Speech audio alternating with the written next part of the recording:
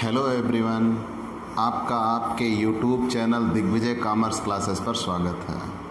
आज हम व्यावसायिक सांख्यिकी के केंद्रीय प्रवृत्ति की माप का सबसे महत्वपूर्ण टॉपिक बहुलक, भूयिष्ठक इसे दूसरे शब्दों में कहा जाता है, और इंग्लिश शब्द है मोड, आपको समझाने वाले हैं।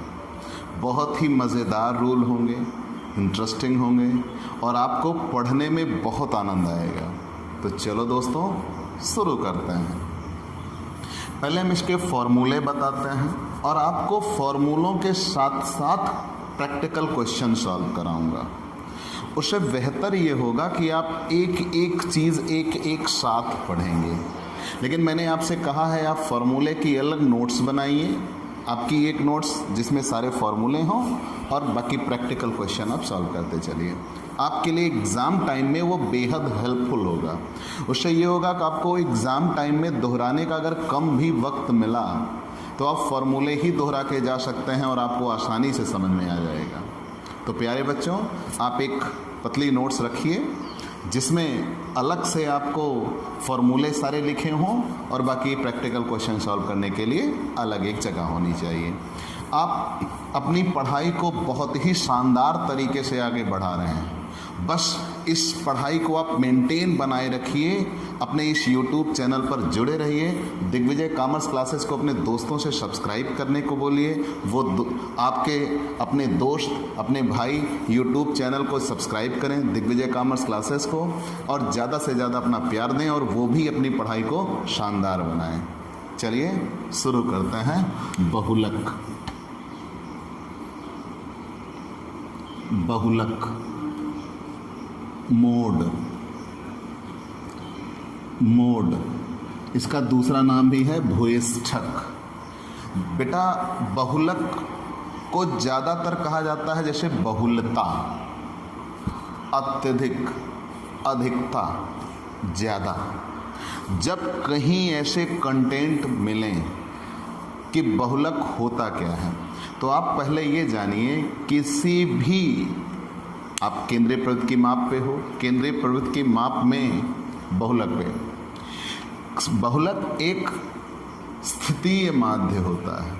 माध्य को दो टुकड़ों में बांटा जाता है, एक गणितीय माध्य होता है और एक स्थितीय माध्य होता है। तो बहुलक को स्थितीय माध्य कहा जाता है, सिचुएशनल मीन कहा जाता है। जहाँ कहीं पूर्वानुमान निकालना हो, फोरकास्टिंग करनी हो, वहाँ किसका इस्तेमाल किया जाएगा?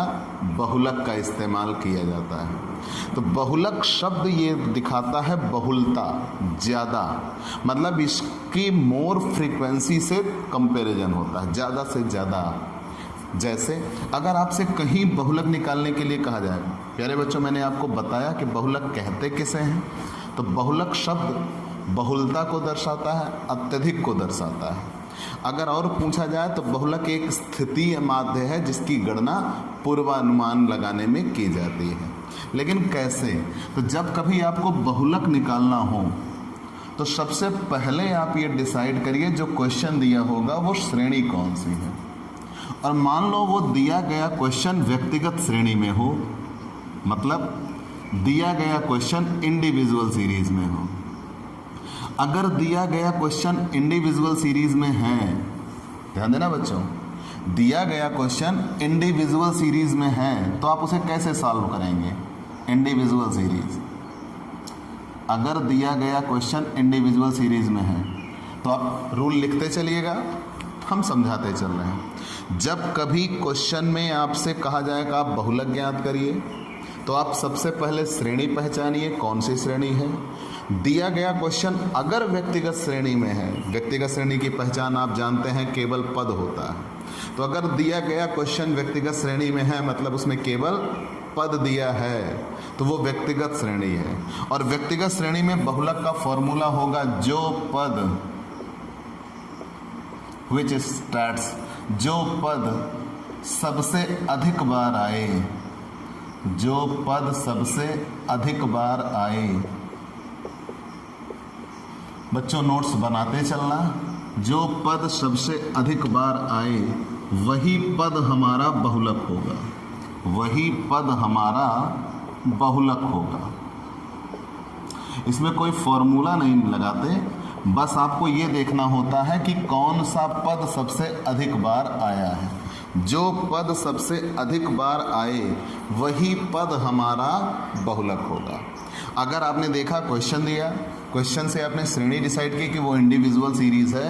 अगर वो इंडिविजुअल सीरीज़ है तो आपने ये देखा कि जो सबसे ज़्यादा बार आया है, व्हिच स्टैट्स कम मोर, जिसने सबसे ज़्यादा बार आने वाले पद को ही क्या कहेंगे, बहुलक कहेंगे। और इसे जेड से व्यक्त करते हैं, इसे जेड से व्यक्त करते हैं, इसे जेड से व्यक्त करते हैं। समाप्त। व्यक्तिगत श्रेणी खत्म। मतलब ये है कि पॉसिबिलिटी कभी भी आप अगर बहुलक निकालते हो तो बहुलक निकालते समय आपको ये देखना है कि जो पद सबसे ज़्यादा बार आया होगा वही पद हमारा बहुलक होगा। प्यारे बच्चों, मन में एक शंका उत्पन्न हुई होगी आपके कि अगर सारे पद एक बराबर बार आए तो वहाँ मोड इम्पॉसिबल हो जाएगा। उसके लिए अलग फॉर्मूला बनेगा जो आप इसी वीडियोस में लास्ट में आप देखेंगे। पहले आप इतना जानते रहिए कि व्यक्तिगत श्रेणी का फॉर्मूला क्या होगा।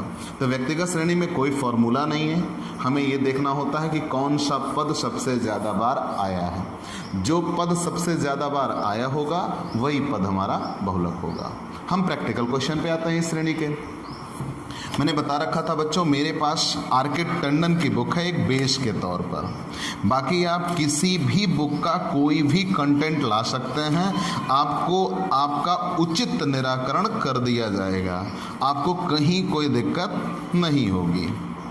चलते हैं बेटा, क्वेश्चन नंबर 47 है मेरी बुक का, बाकी आप कोई भी देख सकते हैं। क्वेश्चन आपकी स्क्रीन पर है। निम्न आंकड़े 20 कर्मचारियों की उम्र को दर्शाते हैं। भूयष्ठक की गणना कीजिए। क्या क्या दिया है? 50,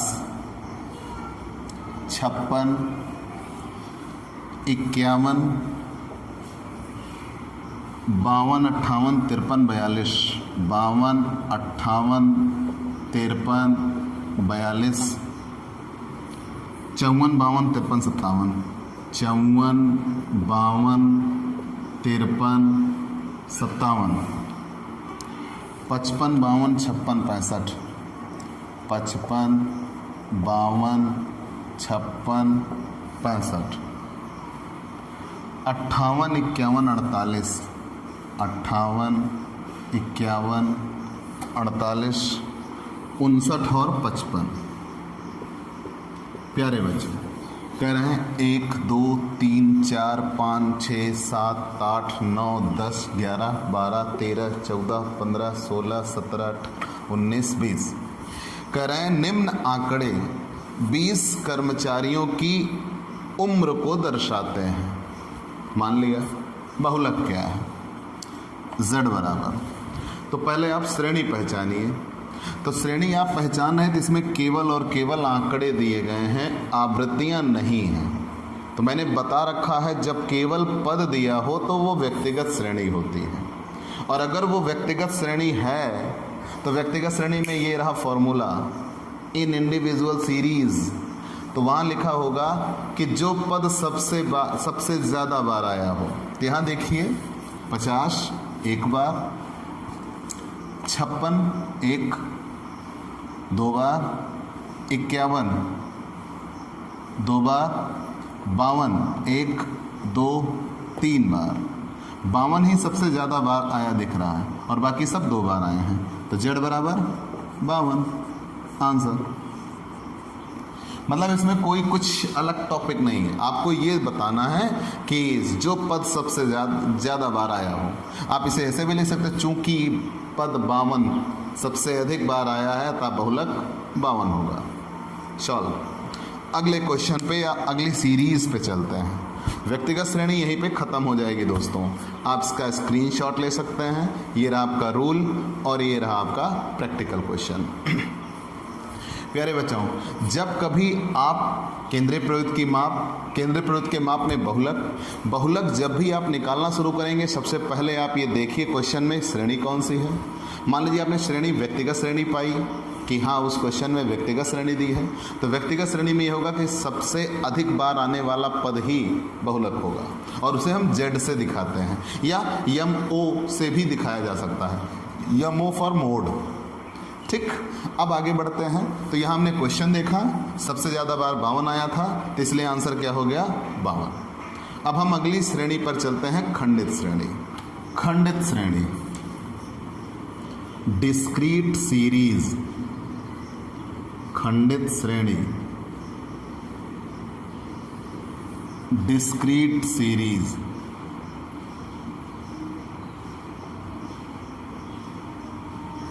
प्यारे बच्चों, खंडित श्रेणी में क्वेश्चन दो तरीकों से हल होगा। पहला, निरीक्षण विधि, सुपरविजन मेथड, निरीक्षण विधि, निरीक्षण विधि से हल होगा। निरीक्षण विधि, supervision method, supervision method.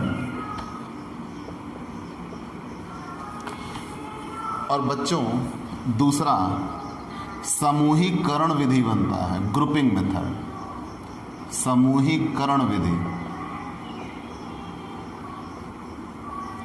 Grouping method.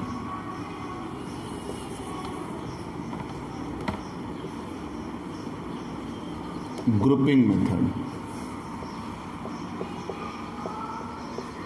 प्यारे बच्चों, मैंने ये कहा अगर आपको क्वेश्चन खंडित श्रेणी में मिले तो खंडित श्रेणी में क्वेश्चन कितने तरीके से सॉल्व किया जाएगा? दो विधियां, दो मेथड आपके सामने आएंगे। पहला होगा निरीक्षण विधि और दूसरा होगा समूहीकरण विधि।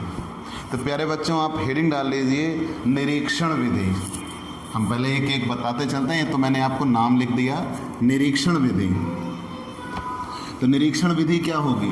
पहले हम सुपरविजन मेथड ही लगाएंगे। कुछ ऐसी परिस्थितियां बनेंगी जिसमें सुपरविजन मेथड नहीं लगाया जा सकता, तो जब जहां सुपरविजन मेथड नहीं लगाया जा सकता वहां हम ग्रुपिंग मेथड लगाएंगे। हम आपको बताएंगे कब सुपरविजन लगेगा, कब ग्रुपिंग लगेगा।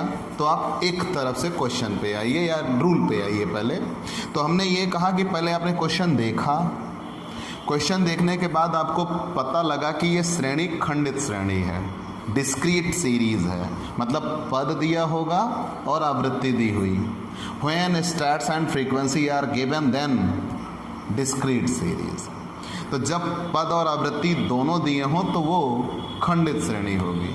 अब खंडित श्रेणी में सबसे पहले हमने डिसाइड किया कि निरीक्षण विधि में क्या होगा। तो निरीक्षण विधि में फॉर्मूला होता है जो या जिस पद की आवृत्ति, जिस पद की आवृत्ति, फ्रीक्वेंसी कहते हैं आवृत्ति को, तो जिस पद की आवृत्ति सबसे बड़ी हो, जिस पद की आवृत्ति सबसे बड़ी हो वही पद बहुलक होगा। तो जिस पद की आवृत्ति सबसे बड़ी होती है वही पद हमारा बहुलक होता है। ठीक, सॉल्व। मतलब कभी भी आपको क्वेश्चन मिले तो जिस पद की आवृत्ति सबसे बड़ी हो वही पद हमारा बहुलक होगा। आपने खंडित श्रेणी देखा, पद और आवृत्ति दोनों दिए हैं, तो सबसे पहले आप आवृत्ति देखिए, फ्रीक्वेंसी, कौन फ्रीक्वेंसी सबसे ज़्यादा बड़ी है। तो जो फ्रीक्वेंसी सबसे ज़्यादा बड़ी होगी, which frequency is larger that's starts is mode. जो फ्रीक्वेंसी सबसे बड़ी होगी उसी का पद बहुलक होगा। देखते हैं, आपके सामने एक क्वेश्चन आ रहा है 49 मेरी बुक का। क्वेश्चन नंबर 49 में दिया, निम्न आवृत्त वितरण का भूयिष्ठक ज्ञात कीजिए। आप रूल जरूर लिख लीजिए, अन्यथा आपको दिक्कत होगी। निम्न आवृत्त वितरण का भूयिष्ठक ज्ञात कीजिए। आकार, साइज, साइज दिया हुआ है 10, 11, 12, 13, 14, 15, 16, 17, 18, 19, 20, 21। फ्रीक्वेंसी आवृत्ति 2, 3, 5, 8, 12, 18, 30, 25, 19, 12, 8, 3। प्यारे बच्चों, ये रहा आपके सामने क्वेश्चन। पद है, आवृत्ति है, मतलब ये खंडित श्रेणी है। तो खंडित श्रेणी में हम सबसे पहले सुपरविजन मेथड ही ट्राई करते हैं। तो सुपरविजन मेथड ट्राई किया, तो सुपरविजन मेथड में हमें फॉर्मूला मिला कि जिस पद की आवृत्ति सबसे ज़्यादा हो। तो देखिए सबसे बड़ी आवृत्ति किसकी है? सबसे बड़ी आवृत्ति कौन है? 2, 3, 5, 8, 12, 18, 30, 25, 19, 12, 8, 3। तो सबसे बड़ा है 30। तो यहाँ हम लिख लेंगे, और ये किस पद की है? 16 की। तो हम लिखेंगे चूंकि सबसे बड़ी आवृत्ति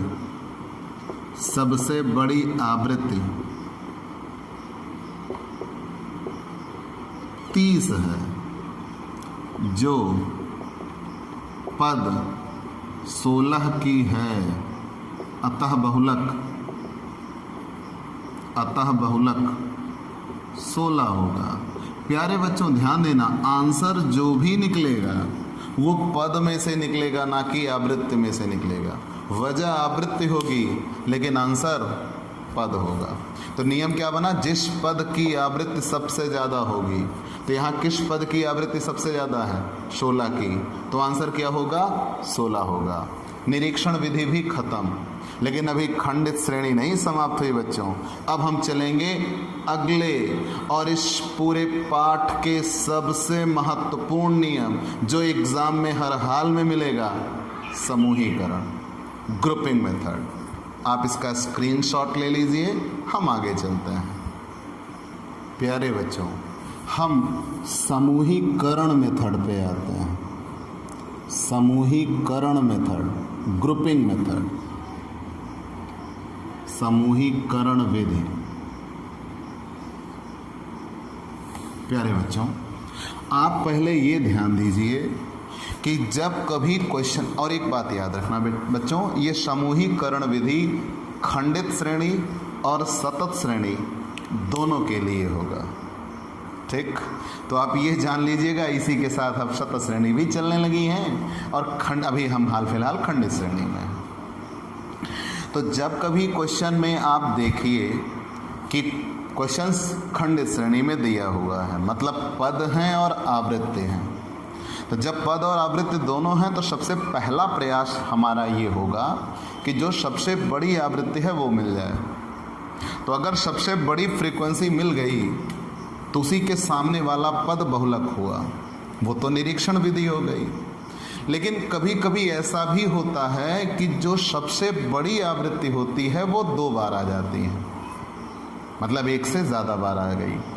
अब हम कैसे डिसाइड करेंगे किसको बड़ा मान लें? दोनों बराबर बार आए हैं, उस दशा में निरीक्षण विधि से बहुलक नहीं हल हो पाएगा। जब कभी सबसे बड़ी आवृत्ति 1 से ज़्यादा बार आ जाए, या कभी ऐसी भी सिचुएशन बनती है कि जो सबसे बड़ी आवृत्ति होती है वो सबसे ऊपर दिखती है, या सबसे बड़ी आवृत्ति सबसे नीचे दिखती है, उस दशा में भी निरीक्षण विधि का प्रयोग नहीं हो सकता।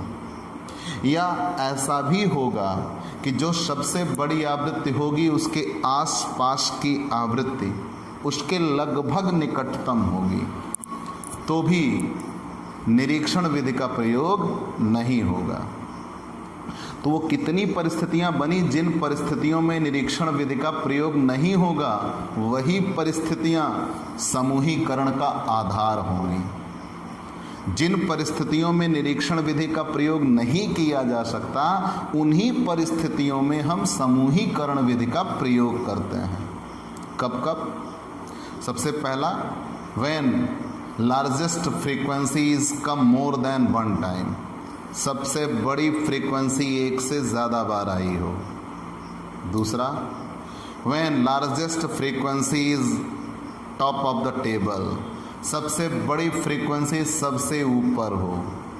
Either bottom of the table, या सबसे बड़ी फ्रीक्वेंसी सबसे नीचे हो, अथवा और सबसे बड़ी फ्रीक्वेंसी के आसपास की फ्रीक्वेंसियां उसके नियरेस्ट हों।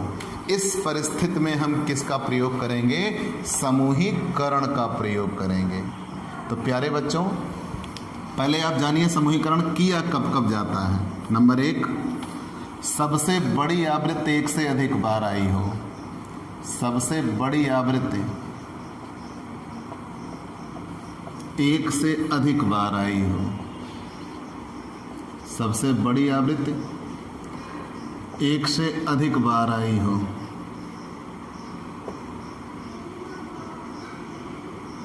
आई हो। दूसरा, सबसे बड़ी आवृत्ति, सबसे बड़ी आवृत्ति सबसे ऊपर हो, सबसे ऊपर हो या सबसे नीचे हो, या सबसे नीचे हो। तीसरा, सबसे बड़ी आवृत्ति के आसपास की आवृत्ति, सबसे बड़ी आवृत्ति के आसपास की आवृत्ति, आसपास की आवृत्ति उसके निकटतम हो, नियरेस्ट हो, उसके निकटतम हो।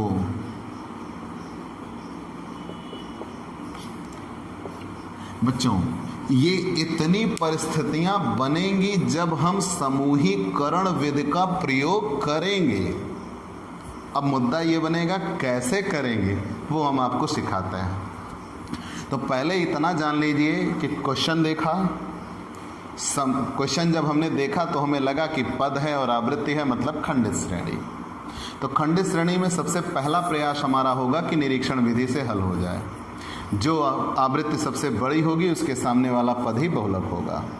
लेकिन कभी ऐसी सिचुएशन बने कि सबसे बड़ी आवृत्ति एक से ज़्यादा बार आ जाए, या सबसे बड़ी आवृत्ति के सबसे ऊपर आ जाए या सबसे नीचे आ जाए, और सबसे बड़ी आवृत्ति के आसपास की आवृत्ति उसके नियरेस्ट आ जाए। उस दशा में निरीक्षण विधि का प्रयोग नहीं होगा, उस दशा में समूहीकरण विधि का प्रयोग करते हैं। उस दशा में समूहीकरण विधि का प्रयोग करते हैं। लेकिन कैसे? अब आपको सीखना होगा समूहीकरण करना। समूहीकरण करना। प्यारे बच्चों, जब आप समूहीकरण करने के लिए आएंगे तो आप ये ध्यान देना कि एक पद दिया होगा और एक आवृत्ति दी होगी। तो क्वेश्चन में एक फ्रीक्वेंसी दी होगी। ये जनरली हम आपको सिखा रहे हैं, लेकिन ये है प्रैक्टिकली चीज़। जस्ट अभी तुरंत हम इसका क्वेश्चन लेके आएंगे। आप पेपर पेन से इस नोट्स को बनाते चलिए ताकि आपके सामने नोट्स हो और हम बेहतर तरीके से आपको समझा सकें। तो यहाँ समूहीकरण करना, तो समूहीकरण करेंगे कैसे? तो मुद्दा ये बना, सबसे पहले एक आवृत्ति दी गई रहेगी क्वेश्चन में, पद दिया रहेगा, आवृत्ति दी रहेगी। तो जो आवृत्ति दी रहेगी हमारे लिए बेस वही होगा। जो आवृत्ति क्वेश्चन में दी रहेगी वही बेस होगा। उसी आवृत्ति से हम 5 बार जोड़ा बनाएंगे। कैसे कैसे अभी सिखाता हूँ, ध्यान देना बच्चों। जो आवृत्ति क्वेश्चन में दी रहेगी वही आवृत्ति हमारा बेस होगा, उसी से हम 5 बार जोड़ा बनाएंगे। कैसे? सबसे पहले फर्स्टली, सबसे पहले 2-2 आवृत्ति का जोड़ा बनाते हैं। 2-2 आवृत्ति का जोड़ा बनाते हैं। Pairing of 2-2 frequency. सबसे पहले 2-2 आवृत्तियों का जोड़ा बनाते हैं। ठीक बच्चों, जो फ्रीक्वेंसी दी रहेगी उसमें से 2-2 फ्रीक्वेंसी का हम पेयर बना लेंगे। आगे बढ़ते हैं, उसका टोटल भी निकालते चलेंगे। पेयर बना लिया, पेयर बना के उसका टोटल निकाल लिया। दूसरा, ऊपर से एक फ्रीक्वेंसी छोड़कर, ऊपर से एक आवृत्ति छोड़कर, मतलब जो फर्स्ट फ्रीक्वेंसी होगी उसको छोड़ दिया। एक आवृत्ति को छोड़कर, ऊपर से एक आवृत्ति छोड़कर 2-2 का जोड़ा बनाते हैं। दो दो का जोड़ा बनाते हैं, मतलब पेयर होगा दो दो का ही, लेकिन ऊपर से एक छोड़ दिया जाएगा तो सीक्वेंस बदल जाएगा। पहली बार में पहले और दूसरे का जोड़ा बनाया था यहाँ के लिए, पहले दूसरे का, तीसरे चौथे का, पांचवें छठवें का, ऐसे जोड़ा बनाते हुए चले गए। लेकिन यहाँ क्या किया, पहला छोड़ दिया तो अब दूसरे और तीसरे का जोड़ा बनेगा, चौथे और पांचवें का बनेगा, फिर छठवें और सातवें बनेगा, ऐसा बनेगा। ठीक बच्चों, तो मतलब ये नियम बना कि सबसे पहले दो दो आवृत्ति का जोड़ा बनाते हैं, अगली बार ऊपर से एक आवृत्ति छोड़कर दो दो का जोड़ा बनाते हैं, तीसरी बार हम अब दो दो का जोड़ा बना चुके हैं, अब फिर से ऊपर से शुरू करेंगे, ऊपर से तीन तीन आवृत्ति का जोड़ा बनाते हैं, मतलब शुरू से तीन तीन आवृत्ति का जोड़ा बनाते हैं, तीन तीन आवृत्ति का जोड़ा बनाते हैं, पेयर ऑफ थ्री फ्रीक्वेंसीज, ऊपर से तीन तीन आवृत्ति का जोड़ा बनाते हैं, ऊपर से तीन तीन आवृत्ति का जोड़ा बनाते हैं। चौथा, ये पेयर अब सबका टोटल भी करते चलेंगे। चौथा, ऊपर से एक फ्रीक्वेंसी छोड़ देंगे, ऊपर से एक आवृत्ति छोड़कर, ऊपर से एक आवृत्ति छोड़कर, ऊपर से एक आवृत्ति छोड़कर तीन तीन का जोड़ा बनाते हैं, तीन तीन आवृत्ति का जोड़ा बनाते हैं। ठीक बच्चों, फर्स्ट वाली छोड़ देंगे और फर्स्ट वाली छोड़ने के बाद फिर तीन तीन का जोड़ा बनाएंगे। अभी तक आपने क्या पढ़ा, सबसे पहले हम दो दो आवृत्ति का जोड़ा बनाते हैं, फिर ऊपर से एक आवृत्ति छोड़कर दो दो आवृत्ति का जोड़ा बनाते हैं, फिर तीन तीन आवृत्ति का जोड़ा बनाते हैं, और फिर ऊपर से एक आवृत्ति छोड़कर तीन तीन का जोड़ा बनाते हैं। फिर ऊपर से दो आवृत्ति छोड़कर, ऊपर से दो आवृत्ति छोड़कर,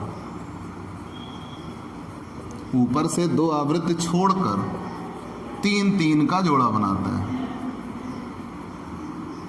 ऊपर से दो आवृत्ति छोड़कर तीन तीन का जोड़ा बनाते हैं। तो प्यारे बच्चों, पहले एक बार क्वेश्चन में आवृत्ति दी गई होती है और ये जोड़ा बनाने के क्रम में, मतलब पेयरिंग के क्रम में हमें कितने नए फ्रीक्वेंसीज दिखने लगेंगी, 5, मतलब टोटल कितनी हो जाएंगी, 6। फिर हम सबकी टैली निकालेंगे। तो प्यारे बच्चों, पहला काम तो आप ये करिए, इसका स्क्रीनशॉट और प्लीज़ नोट्स बनाइए, ज़रूर बनाइए। ठीक, आगे चलते हैं। अब हम इसे मिटाते हैं, आपके पास स्क्रीनशॉट होगा, नोट्स होगा, क्योंकि अन्यथा बच्चों अभी मैं रूल मुझे याद है, शायद आपको याद नहीं है, तो उस जगह पे फिर दिक्कत आएगी बच्चों, और मैं वर्ड बाय वर्ड ये सेंटेंस यूज़ करूँगा जो आपके काम आएगा। तो प्लीज़ स्क्रीनशॉट। आगे बढ़ते हैं।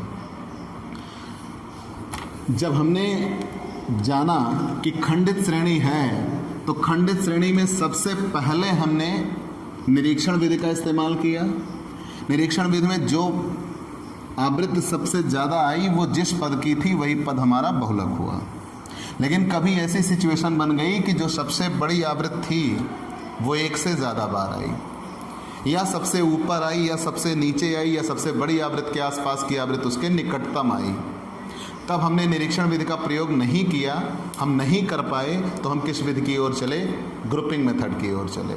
जब हम ग्रुपिंग मेथड की ओर पहुँचे तो सबसे पहले हमने क्या बनाना शुरू किया, ग्रुपिंग करते कैसे हैं। तो firstly make pair of 2 frequencies, फिर ऊपर से just leave 1 frequency from the top of the table, then pairing 2 frequencies, फिर उसके बाद pairing of 3 frequency top of the table, फिर उसके बाद हम आगे just leave 1 frequency top of the table and pairing the 3 frequencies, फिर just leave 2 frequency top of the table and pairing the 3 frequencies.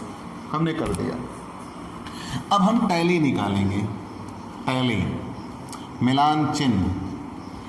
बच्चों, एक फ्रीक्वेंसी क्वेश्चन में दी गई थी, 5 नई फ्रीक्वेंसी आपने निकाला पेयर बनाते समय। एक आवृत्ति सर्वप्रथम दी थी, एक आवृत्ति दी हुई थी।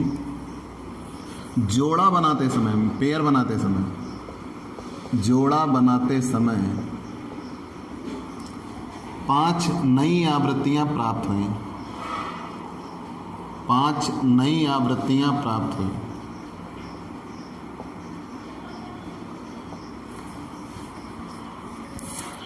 एक आवृत्ति दी हुई थी, जोड़ा बनाते समय 5 नई आवृत्तियां प्राप्त हुई। प्रत्येक आवृत्ति में, मतलब इन एवरी फ्रीक्वेंसी, प्रत्येक आवृत्ति में जो सबसे बड़ा होगा, जो सबसे बड़ा होगा,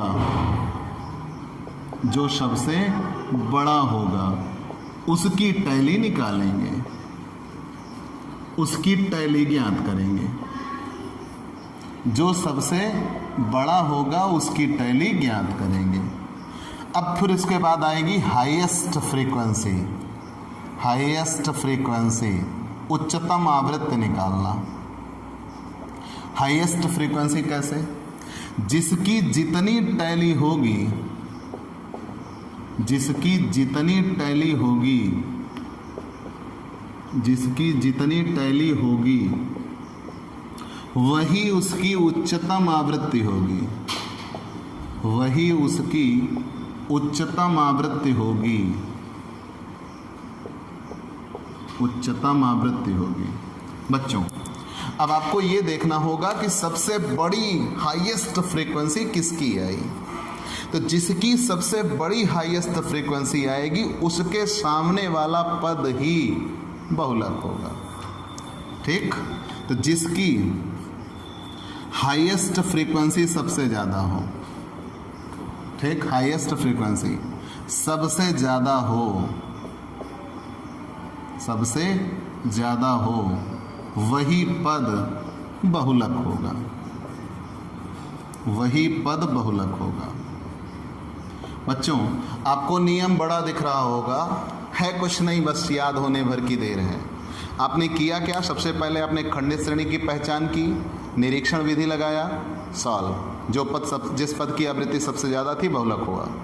अगर निरीक्षण विधि नहीं लगी तो मतलब सबसे बड़ी आवृत्ति एक से ज़्यादा बार आई, सबसे बड़ी आवृत्ति सबसे ऊपर या सबसे नीचे आई, सबसे बड़ी आवृत्ति के आसपास की उसके निकटतम आई। तो हमने समूहीकरण किया। कैसे? सबसे पहले 2-2 आवृत्तियों का जोड़ा बनाया, फिर ऊपर से एक आवृत्ति छोड़कर 2-2 का जोड़ा बनाया, फिर 3-3 आवृत्तियों का जोड़ा बनाया, फिर एक आवृत्ति छोड़कर 3-3 आवृत्तियों का जोड़ा बनाया, और फिर 2 आवृत्ति छोड़कर 3-3 का जोड़ा बनाया। फिर उसके बाद जितनी एक आवृत्ति दी थी और 5 नई आवृत्तियां जोड़ा बनाते समय मिली, उन 6 आवृत्तियों में सबसे बड़े पद की हम टैली निकालेंगे। जब सबसे बड़े की टैली निकल जाएगी, जिसकी जितनी टैली वही उसकी उच्चतम आवृत्ति होगी, और जिसकी उच्चतम आवृत्ति सबसे ज़्यादा होगी वही हमारा क्या होगा? बहुलक होगा। तो प्यारे बच्चों, आपके लिए ये खंडित श्रेणी का नियम समाप्त हो जाएगा। आप स्क्रीनशॉट लीजिए और हम तुरंत इसके क्वेश्चन पर चलते हैं। तुरंत हम इसके क्वेश्चन पर चलते हैं। क्वेश्चन दिया है बच्चों, आकार। हमारी बुक में क्वेश्चन नंबर 48 है। आकार, आकार को हम यक्ष कहते हैं, और फ्रीक्वेंसी दी है। आकार में दिया हुआ है 2, 4, 6, 8, 10, 12, 14, 16, 18, 20। आवृत्ति दी हुई है 1, 3, 7, 9,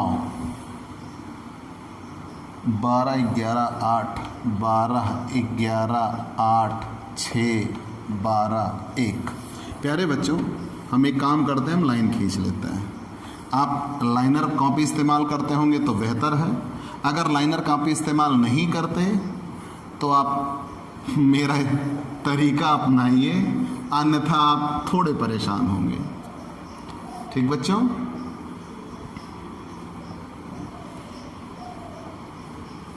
ये रहा। अब यहाँ आप देखिए, सबसे पहले ये श्रेणी कौन सी है? सही पहचाना, पद है, आवृत्ति है, मतलब खंडित श्रेणी है। अब अगर खंडित श्रेणी है, डिस्क्रीट सीरीज, डिस्क्रीट सीरीज, तो हमारे पास 2 विकल्प हैं। या तो हम सुपरविजन मेथड हल करेंगे और या तो हम ग्रुपिंग मेथड हल करेंगे। ध्यान देना बच्चों, या तो हम सुपरविजन मेथड हल करेंगे या तो हम ग्रुपिंग मेथड हल करेंगे। तो सुपरविजन मेथड ट्राई करते हैं। पहले तो यही लगता है, सबसे बड़ी आवृत्ति के सामने वाला पद बहुलक होगा। तो यहाँ देखिए विच फ्रीक्वेंसी इज लार्जेस्ट, कौन सी फ्रीक्वेंसी सबसे बड़ी है? 1, 3, 7, 9, 12, 11, 8, 6, 12, 1, सबसे बड़ी है 12। लेकिन हम सुपरविजन मेथड में ये 12 होता तो हल कर देते 10, लेकिन यहाँ पे सिचुएशन ये बनी कि सबसे बड़ी फ्रीक्वेंसी 12 है और ये 2 बार आ गई। गड़बड़ हो गया बच्चों। अब यहाँ सुपरविजन मेथड का इस्तेमाल नहीं होगा। लेकिन आपको समझने का एक और तरीका बता रहा हूँ कि अगर ये 12 मान लो ना भी दिया होता तो ये 11 था, दोनों नियरेस्ट थे, तो भी हम ग्रुपिंग मेथड ही लगाते, सुपरविजन मेथड नहीं लगाते। तो मैंने आपको कितनी परिस्थितियां बताई हैं जब ये फेल हो जाएंगी। सबसे बड़ी आवृत्ति 1 से ज़्यादा बार आई है, ठीक, तो हम ग्रुपिंग लगाते हैं। अगर ऐसा ना भी हुआ होता तो सबसे बड़ी आवृत्ति सबसे ऊपर आए, जो कि यहाँ नहीं थी, सबसे बड़ी आवृत्ति सबसे नीचे है, जो कि नहीं थी, लेकिन सबसे बड़ी आवृत्ति के आसपास की उसके क्या हैं? निकटतम हैं। तो हम क्या करते हैं? ग्रुपिंग करते हैं, समूहीकरण करते हैं। ठीक बच्चों, मैंने आपको ये यूं बताया कि क्यों हम ग्रुपिंग करने जा रहे हैं। अब आपको ये जानना है ग्रुपिंग होगी कैसे। तो समूहीकरण करने के लिए आपने क्या किया? सबसे पहले 2-2 आवृत्तियों का जोड़ा बनाते हैं। और बच्चों, आप जोड़ा बनाते समय ये ध्यान देना, लाइन के बीच में आप करना। जब आप लाइन के बीच में रखोगे, क्या हुआ? 2 आवृत्तियों का जोड़ा यहाँ से यहाँ तक भी हम लिख सकते थे, लेकिन वो भविष्य में आगे चलकर आपको दिक्कत हो जाएगी, फिर लाइन आप बनाने में दिक्कत करोगे। तो आप ऐसे ही बीच में रखना। सबसे पहले 2-2 आवृत्तियों का जोड़ा बनाते हैं। 1 और 3 को जोड़ लिया, कितना हुआ? 4, 9, 7, 16। पहले सबका जोड़ा बना लेते हैं, फिर जोड़ लेते हैं। 2-2 आवृत्तियों का जोड़ा बनाते हैं, यही मैंने लिखा है नियम में। और ऐसे ही बीच में आप करना।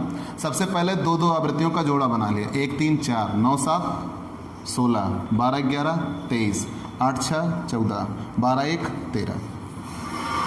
सबसे पहले 2-2 आवृत्तियों का जोड़ा बनाते हैं।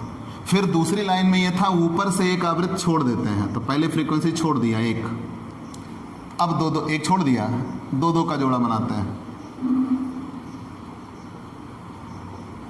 अब नीचे देखो एक छूट रहा है, जिसका जोड़ा नहीं बन सकता तो छोड़ देंगे, जिसका जोड़ा नहीं बन सकता फिर उसे हम बढ़ाने का प्रयास नहीं करेंगे। तो ये रूल नहीं है कि ऊपर भी एक छोड़ेंगे नीचे भी एक छोड़ेंगे। नीचे एक तब छूटा तब जबकि उसका जोड़ा नहीं बना, अगर बन जाता तो नीचे नहीं छूटता, केवल नियम ऊपर का है। तो ऊपर से एक आवृत्ति छोड़ दिया, 2-2 का जोड़ा बना लिया, तब ये हुआ 3, 7, 10, 9, 12, 21, 11, 8, 19, 12, 6, 18। अब मेरी उंगलियां देखते रहे, इन्हीं का जोड़ा बना हुआ है ये, और उन्हीं को हम ऐड कर रहे हैं। फिर नियम यह है कि हम ऊपर से 3-3 आवृत्तियों का जोड़ा बनाते हैं। ऊपर से 3-3 आवृत्तियों का जोड़ा बनाते हैं। देखिए 3-3 लाइन में जोड़ा बन रहा है बच्चों। अब ये 7, 3, 10, 1, 11, 12, 9, 21, 11, 32, 8, 6, 14, 12, 26। फिर ऊपर से, अब देखिए यहाँ भी एक छूट गया, कोई मतलब नहीं, जोड़ा बने बस, तभी देखेंगे। ऊपर से एक आवृत्ति अब छोड़ देंगे। अब फिर कितने का जोड़ा बनाएंगे? 3-3 का। तो पहली आवृत्ति छोड़ दिया, अब इन 3 का जोड़ा बनेगा। तो 7, 3, 10, 9, 19, फिर ये 12, 11, 23, 8, 31, 12, 6, 18, 1, 19। फिर ऊपर से 2 आवृत्ति छोड़ देंगे, 3-3 का जोड़ा बनाएंगे। तो यहाँ 9, 7, 16, 12, 28, 11, 8, 19, 6, 25। अब बच्चों यहाँ तक जोड़ा बन के तैयार। कितना? एक आवृत्ति पहले दी थी, आप चाहो तो इसे F1, F2, F3, F4, F5 भी इस्तेमाल कर सकते हो। एक आवृत्ति दी थी और 5 हमने निकाल लिया, 1, 2, 3, 4 और ये 5। ठीक बच्चों, अब यहाँ आपको करना क्या है? सबसे बड़े का चयन करिए। पहली आवृत्ति में सबसे बड़ा कौन है? मैं आपके समझने के लिए कर दे रहा हूं, लेकिन आप जानते रहिए सबसे बड़ा कौन है? 12। पहली आवृत्ति में सबसे बड़ा कौन है? 12। आपको ऐसा करने की जरूरत नहीं होगी, आप अब इनकी टैली निकालेंगे। टैली ये कवर करने की जरूरत नहीं होगी, बस जानते रहेगा कौन सबसे बड़ा। तो सब पहली आवृत्ति में जो पहली फ्रीक्वेंसी क्वेश्चन में दी गई थी, हम उसकी बात कर रहे हैं। सबसे बड़ा है 12, यहाँ इसका प्रतिनिधित्व कर रहा है और ये इसका, दोनों की एक एक टैली हो गई। टैली आप जानते हो बच्चों, 1, 2, 3, 4, 5 ऐसे बनाते हैं, 6, 7, 8, 9, 10। तो सबसे पहली आवृत्ति में 12। फिर हम दूसरे पे आए, तो दूसरे में सबसे बड़ा कौन है? अब छोड़ दिया, पहली खत्म। अब दूसरे में सबसे बड़ा कौन है? अगर मान लो यहाँ केवल एक ही चीज बड़ी होती तो एक बार लगाते, 2 बार बड़ा था दोनों पे लगा दिया। इसमें सबसे बड़ा कौन है? 23। तो 23 इस ग्रुप में है, तो इस 2 लाइनों में लग गया। अगर मान लो ही 23 4 बार आया होता तो 4 बार हम लगाते। बस इतना ध्यान देना, जो बड़ा है उसका टैली बनेगी, दूसरे की खत्म। अब इधर सबसे बड़ा कौन है? तीसरी लाइन में कवर कर देते हैं बच्चों। दूसरे में सबसे बड़ा कौन था? 23। तीसरे में अब सबसे बड़ा कौन है? Which is the largest? 21। अब ये किस ब्रैकेट में है आप यही देखते चलिए, ब्रैकेट पकड़िए, इस ब्रैकेट में है। फिर अगली लाइन में, अगली फ्रीक्वेंसी में सबसे बड़ा कौन है? अगले में 32। 32 इस ब्रैकेट से बना हुआ है। फिर अगले में सबसे बड़ा कौन है? अगले में सबसे बड़ा कौन है? 31। केवल सबसे बड़े को पहचानिए, 31। और 31 किस ब्रैकेट से बना हुआ? इन 3 लाइनों से। ठीक बच्चों? फिर अंतिम में सबसे बड़ा कौन है? इसमें 28। 28 इस ब्रैकेट से बना हुआ है। अब मैंने कहा था जिसकी जितनी टैली आएगी वही उसकी उच्चतम आवृत्ति होगी, हाईएस्ट फ्रीक्वेंसी। तो इसकी कितनी आई? 0, इसकी 0, इनकी 1, इनकी 3, इनकी 6, इधर की 3, 1 0 1 0। सबसे बड़ी किसकी आई? सबसे बड़ी हाईएस्ट फ्रीक्वेंसी कौन है? 6। इसके सामने वाला पद ही क्या होगा? बहुलक। तो आंसर Z बराबर 10। अब वो कुछ भी हो सकता है समूहीकरण करने के बाद, प्यारे बच्चों। लेकिन आप ये ध्यान दीजिएगा, समूहीकरण ही सर्वश्रेष्ठ होगा एग्जाम के लिए। आप मान के चलिए ग्रुपिंग मेथड ही आपको मिलेगा, ये सत्य है। ठीक, आगे चलते हैं। सतत श्रेणी, सबसे इंपॉर्टेंट सीरीज कॉन्टिन्यूअस सीरीज। प्यारे बच्चों, इसे स्क्रीनशॉट ले लीजिए, खुद से प्रैक्टिस करिए, तभी बेहतर होंगे आप। ठीक, जितना प्रयास आप करेंगे उतना ही निखरेंगे। ठीक, आगे बढ़ते हैं। प्यारे बच्चों, अब हम अगली श्रेणी पे चलते हैं, सतत श्रेणी, कॉन्टिन्यूअस सीरीज। बहुत इंपॉर्टेंट, पेपर में हर बार आने वाली कॉन्टिन्यूअस सीरीज।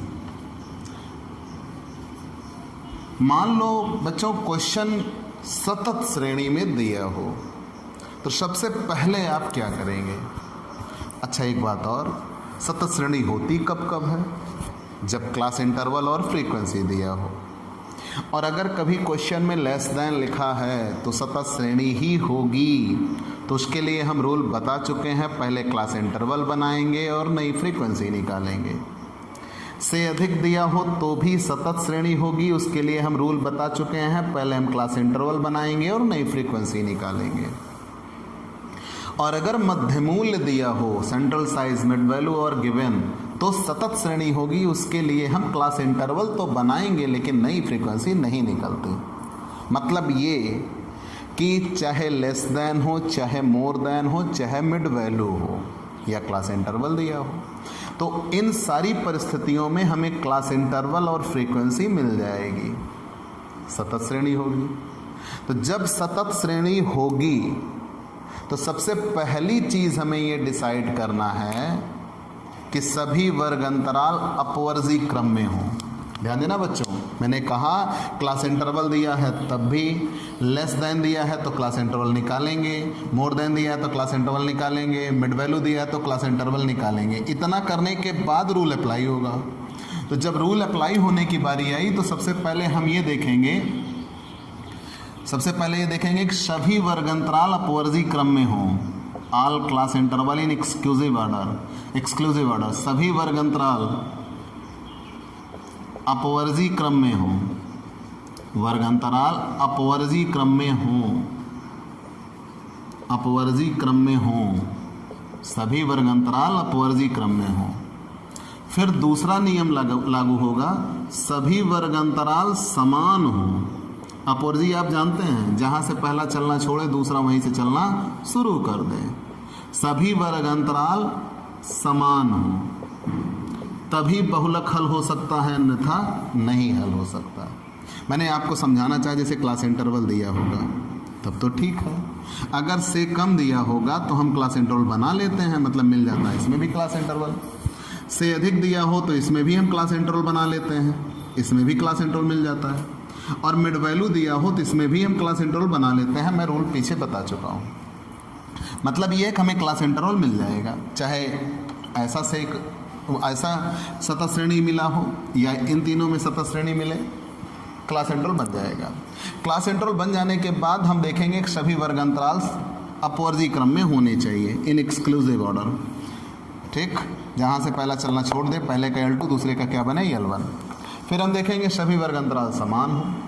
तो जब ये दोनों नियम पूरे हो गए तब फॉर्मूला लगेगा Z बराबर L1 plus F1 minus F0 upon 2F1 minus F0 minus F2 into I. प्यारे बच्चों, फॉर्मूला होगा Z बराबर L1 plus F1 minus F0 upon 2F1 minus F0 minus F2 into I. लेकिन ये होंगे क्या? चूंकि यहाँ पे L1 दिया है, L1 आप किसकी सहायता से निर्धारित करेंगे? बहुलक वर्ग की सहायता से। तो तुरंत यहाँ हम आएंगे बहुलक वर्ग का निर्धारण। मोड क्लास डिटरमाइन कहाँ से होगा? बहुलक वर्ग का निर्धारण F1 की सहायता से होगा, क्योंकि क्वेश्चन में बहुत से L1 दिए रहेंगे। अब अगर आपको L1 पाना है तो आप सबसे पहले क्या पाइए? F1। अब यही F1 बराबर सबसे बड़ी फ्रीक्वेंसी, जो सबसे बड़ी आवृत्ति होगी वही F1 होगी। लेकिन बच्चों ये निरीक्षण विधि लगी, और यहीं पे या जिसकी हाईएस्ट फ्रीक्वेंसी सबसे बड़ी हो, हाईएस्ट फ्रीक्वेंसी सबसे बड़ी हो, तो वो ग्रुपिंग मेथड से होगा। मतलब हम दोनों विधियों से, जब निरीक्षण विधि से निकाल सकते हैं तो जो सबसे बड़ी फ्रीक्वेंसी होगी वही F1। अगर हम निरीक्षण विधि से नहीं निकाल सकते तो हम ग्रुपिंग करेंगे। तो ग्रुपिंग करने के बाद क्या होगा? जिसकी हाईएस्ट फ्रीक्वेंसी सबसे ज़्यादा होगी वो F1 हो जाएगी। ठीक, आगे बढ़ते हैं। F0 बराबर, तो इतना ध्यान देना बच्चों, ये समझ में आया? तो जिसकी हाईएस्ट फ्रीक्वेंसी सबसे ज़्यादा होगी उसके ठीक सामने वाली फ्रीक्वेंसी ही F1 हो जाती। ठीक, अब हम F0 पे आए। F0 कौन होगी? F1 के ऊपर वाली, F1 के ऊपर की फ्रीक्वेंसी। तो जो F1 मिलेगी उसके ऊपर की फ्रीक्वेंसी ही F0 होगी। F2 क्या होगी? F1 के नीचे की फ्रीक्वेंसी, F1 के नीचे की फ्रीक्वेंसी। ठीक, L1 क्या होगा? मोड क्लास की लोअर लिमिट, बहुलक वर्ग की निम्न सीमा, मोड क्लास की लोअर लिमिट। L2 क्या होगी? मोड क्लास की अपर लिमिट, उच्च सीमा। और I बराबर क्या होगा बच्चों? L2 minus L1। आप इसका स्क्रीनशॉट ले लीजिए, मस्ट है, वेरी इंपॉर्टेंट है। मैंने ये कहा कि आप सबसे पहले आपको क्या पाना होगा? Z बराबर L1 plus F1 minus F0 upon 2F1 minus F0 minus F2 into I. Z तो मोड को कहते हैं। सबसे पहले आप क्या निकालेंगे? L1 किससे? तो L1 पाने के लिए आपको क्या पाना होगा? Mode class. तो मोड क्लास की ही L1 ली जाती है और मोड क्लास की ही L2 ली जाती है। और मोड क्लास का निर्धारण किससे होगा? F1 से। F1 कौन होगा? जो सबसे बड़ा हो। अगर हम सुपरविजन मेथड में हैं, तो सुपरविजन मेथड में है तो सबसे बड़ा जो हो। अगर सुपरविजन मेथड नहीं लग पाई, कब? जब सबसे बड़ी फ्रीक्वेंसी एक से ज़्यादा बार आई या सबसे ऊपर या सबसे नीचे आई, तब हम क्या करेंगे? ग्रुपिंग करेंगे। और ग्रुपिंग करने के बाद फिर देखेंगे जिसकी हाईएस्ट फ्रीक्वेंसी सबसे बड़ी हो वो F1 होगा। और जब वो F1 हुआ तो उसके ऊपर F0, उसके नीचे F2, उसी के सामने F1 के सामने ही L1 और L2 मिल जाते हैं। और I बराबर L2 माइनस L1। इस क्वेश्चन पे चलते हैं, स्क्रीनशॉट ले लीजिए। प्यारे बच्चों, मेरी बुक में एक क्वेश्चन दिया है, क्वेश्चन नंबर 50। निम्न आंकड़ों से भूयिष्ठक ज्ञात कीजिए। मजदूरी क्लास इंटरवल में दी है तो हमने क्लास इंटरवल लिखा। 0 से 10, 10 से 20, 20 से 30, 30 से 40, 40 से 50, 50 से 60, 60 से 70। आवृत्ति पे आते हैं। फ्रीक्वेंसी 4, 15, 18, 27, 30, 22 और 5। प्यारे बच्चों, सबसे पहले हम श्रेणी पहचाने कौन सी सीरीज़ है। क्लास इंटरवल दिया है, फ्रीक्वेंसी दी है, मतलब ये सतत श्रेणी है, कॉन्टिन्यूअस सीरीज़। अब अगर ये सतत श्रेणी है तो हमें ये देखना है एक्सक्लूसिव होना चाहिए। क्या ये एक्सक्लूसिव है? क्या ये एक्सक्लूसिव है? पहले वर्ग अंतराल का L2 दूसरे का L1 हो रहा है, मतलब ये एक्सक्लूसिव है। और अगर ये एक्सक्लूसिव है तो अब अगला नियम देखेंगे। ध्यान देना बच्चों, मैंने रूल लिखाया कि सभी वर्ग अंतराल अपवर्जी क्रम में हों और वर्ग अंतराल अपवर्जी क्रम में हैं। तो दूसरा नियम, सभी वर्ग अंतराल समान हो, मतलब सबके बीच की दूरी बराबर हो। तो यहाँ सबके बीच की दूरी 10 है, मतलब सभी वर्ग अंतराल समान भी हैं। अब फॉर्मूला लग सकता है। तो जब फॉर्मूला लग सकता है तो फॉर्मूला क्या होगा? Z बराबर L1 plus F1 minus F0 upon 2F1 minus F0 minus F2 into I। तो हमें L1 पाना है और मैंने बताया है L1 पाने के लिए क्या पाना होगा? F1। और F1 कौन होती है? जो सबसे बड़ी हो। ये रहा मोड क्लास, इसे मोड क्लास बोलेंगे, बहुलक वर्ग। मोड क्लास की ही L1 लेते हैं, मोड क्लास की ही L2 लेते हैं और सबसे बड़ी फ्रीक्वेंसी F1 होती है।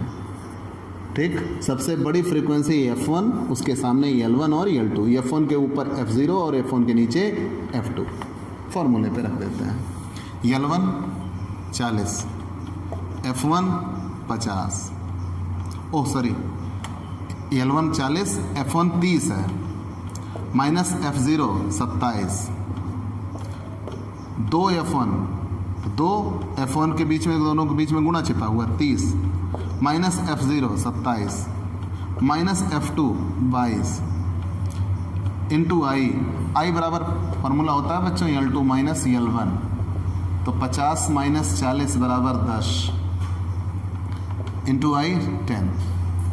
अब यहाँ पे आते हैं 40 प्लस 30 माइनस 27 3, 2 गुणे 30 60, 27 22 49 गुणे 10। तो यहाँ 10 और 3 का गुणा होगा तो 30, तो 40 प्लस 30 बटे 11। 11 कैसे है? 10 और 3 का गुणा हुआ 30, 60 में से 49 जाएगा 11। इसको कट करेंगे तो यह बच्चों आएगा 2.73। तो यह दोनों जुड़ जाएगा तो यह हो जाएगा 42.73। That's your answer. ठीक बच्चों, आप ऐसे ही जादुई तरीके से प्रश्न हल करने के लिए, बेहतर रोचक तरीके से, सरल तरीके से हल करने के लिए अपने इस YouTube channel Digvijay commerce classes पर अपना पूरा प्यार लुटाइए। ज़्यादा से ज़्यादा सब्सक्राइब करिए, शेयर करिए, लोगों को उसके बारे में अवगत कराइए, उन्हें पता लगे कि ऑनलाइन पढ़ाई भी ऑफलाइन जैसी हो सकती है या कहीं उससे बेहतर हो सकती है। आपके पास मेरे वीडियोस होंगे, आपको मैं हर एक तरफ से एक एक लाइन आपको पढ़ाता हुआ मिलूंगा, एक एक क्वेश्चन आपको कराता हुआ मिलूंगा, सीरियल बाय सीरियल। आपका कोई भी टॉपिक छूटने नहीं पाएगा, ये मेरा प्रॉमिस है। और आप सिर्फ इतना प्रॉमिस करिए, आप इसे हर एक व्यक्ति के मोबाइल तक पहुंचाइए। दिग्विजय कॉमर्स क्लासेस ज़्यादा से ज़्यादा सब्सक्राइब करिए, शेयर करिए, बेल आइकन दबाना ना भूलिए ताकि आपको हमारे अगले वीडियोस की जानकारी मिल सके। तब तक के लिए बाय बाय दोस्तों। हम